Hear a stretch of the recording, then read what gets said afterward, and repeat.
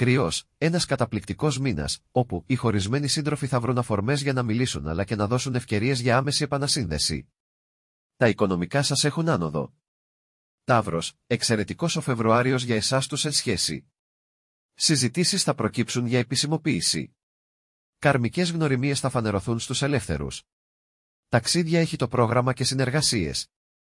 Εγώ καιρός, πολλές οι επικοινωνίες που θα ξαναξεκινήσουν με τον πρώην σας ή αυτό που ακόμη αγαπάτε. Αυτήν τη φορά μην χαθείτε μέσα σε αναμνήσεις και παρεξηγήσεις του παρελθόντος. Παρθένος.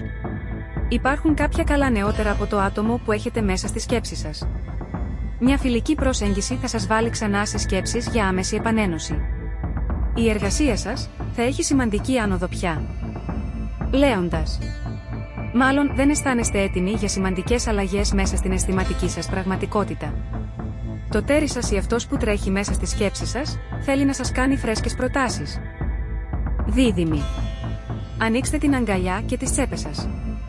Μια καρμική αγάπη θα σας πολιορκήσει και μέχρι να κατακτήσει την καρδιά σας. Απολαύστε το. Έκτακτα χρήματα και οικονομικές ευκαιρίες θα σας ξαφνιάσουν ευχάριστα. Τοξότης, υπάρχουν πολλά ζητήματα που θέλει το συντροφικό σας έτερο να συζητήσετε. Κάποιοι από εσάς θα λάβουν μια ξαφνική πρόταση για επανένωση, μετοίκηση ή και άμεσο γάμο. Σκεφτείτε πριν απαντήσετε. Ιχθύς, μπορείτε να κάνετε τις επικοινωνιακές σας κινήσεις με το πρόσωπο που αγαπάτε, αλλά σίγουρα μην κάνετε ατυχείς αναφορές στο παρελθόν που μόνο σας πλήγωσε. Επαγγελματικά ταξίδια θα σας ανανεώσουν. Σκορπιός. Ξέρετε ότι υπάρχει ένα ιδιαίτερο άτομο μες στους κύκλους σας που σας σκέφτεται αισθηματικά καιρό τώρα. Από τις πρώτες ημέρες του Φεβρουαρίου θα λάβετε επικοινωνίες. Στην εργασία σας έρχονται προαγωγές και χρήματα. Υδροχόος. Οι περισσότεροι του ζωδίου σας έχουν προχωρήσει την αισθηματική του ζωή. Μερικοί που ακόμη όμως καρτερούν μία είδηση, νέο από το παρελθόν, θα το έχουν μέσα στο πρώτο 10ήμερο του Φεβρουαρίου. Καρκίνος, μια καταπληκτική εποχή για εσάς, που θα καταφέρετε να κλείσετε εκκρεμότητες και παρεξηγήσεις με το άτομο που αγαπάτε.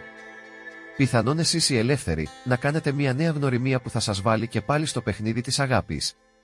Ζυγός, μην ακούτε τι λένε οι άλλοι ή τι μαντάτα σας φέρνουν για το άτομο που πρόσωπο που έχετε ερωτευτεί. Από τις προσεχείς ημέρες, θα έχετε τις επικοινωνιακές ευκαιρίες για να μιλήσετε από κοντά αλλά και να βάλετε τα πράγματα σε μια σειρά. Like and subscribe.